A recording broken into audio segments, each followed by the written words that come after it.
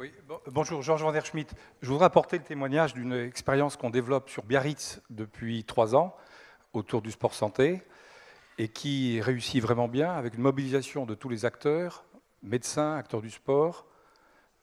On est soutenu par l'ARS, par la CPAM, tout pourrait être magnifique, mais le problème que l'on a est qu'un acteur est totalement négatif ou peu réactif, c'est le monde de l'éducation. Ça a été évoqué à l'instant. La première année, on avait réussi à faire des tests de forme en milieu scolaire, primaire et secondaire. Alain Calmat a été présent, vous vous en souvenez.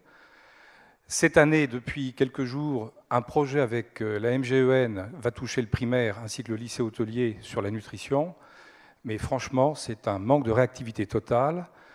Et on ne peut pas envisager réellement que le sport santé soit une cause nationale demain s'il n'entre pas, il ne franchit pas les portes de l'école ou les portes du lycée. Alors, 2 questions. Est-ce qu'il y a, au niveau interministériel, une action, une réflexion? Le ministère des Sports, que j'adore, est leader, acteur, mais le ministère de la Santé, le ministère des Affaires sociales, le ministère de l'Éducation. Et deuxième question plus pratique, est-ce que quelqu'un dans cette salle a des clés pour percer les murs de l'école, les murs du lycée ou du collège? Et on sera très très heureux sur Biarritz. Merci. Georges Van der Schmidt sait très bien ce qui a été fait il y a déjà longtemps. Avec Edwige, j'avais commencé, j'ai continué. Nous avions créé des conditions, en tout cas légales, pour que le sport entre à l'école primaire. Les textes existent. Ils ont été, avec mes successeurs, plus ou moins suivis, parfois plus, parfois moins. Mais ils existent. Il s'agit d'une volonté politique, et en particulier une volonté politique locale.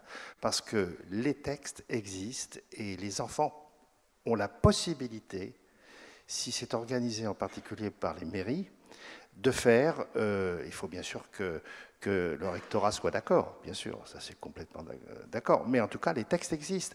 Ne cherchons pas encore un autre outil, il y a les outils pour faire du sport à l'école primaire. Et même, il y a eu des avancées relativement récemment dans les établissements secondaires. Il ne s'agit pas simplement, encore une fois, de créer des textes. Il faut déjà faire vivre ce qui existe. Et puis, encore une fois, c'est un mouvement sportif. Et puis peut-être maintenant aidé par le monde de la santé et économique, parce que dans un processus, s'il n'y a pas d'argument économique, ça ne marchera pas. C'est comme ça. Bon. Eh bien, alors que maintenant, il y a un argument économique pour faire du sport à l'école. Parce que si, effectivement, vous disiez tout à l'heure, le pauvre jeune homme qui a sa scoliose et qui n'a jamais rien fait, il arrive là. S'il avait commencé à 8 ou 9 ans à faire du sport, et en particulier à apprendre, à acquérir les gestes du sport, il aurait peut-être envie d'en faire plus tard.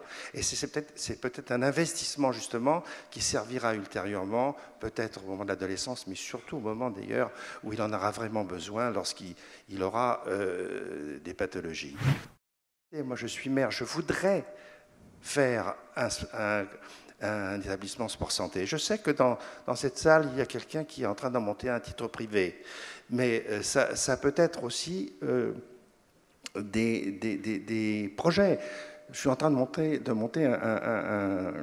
ce qu'on appelle un CDT, c'est un contrat de développement territorial autour du Grand Paris, puisque ma ville est à côté. Eh bien, j'impose que dans ce CDT, il y ait un espace sport santé, hein, avec un centre d'évaluation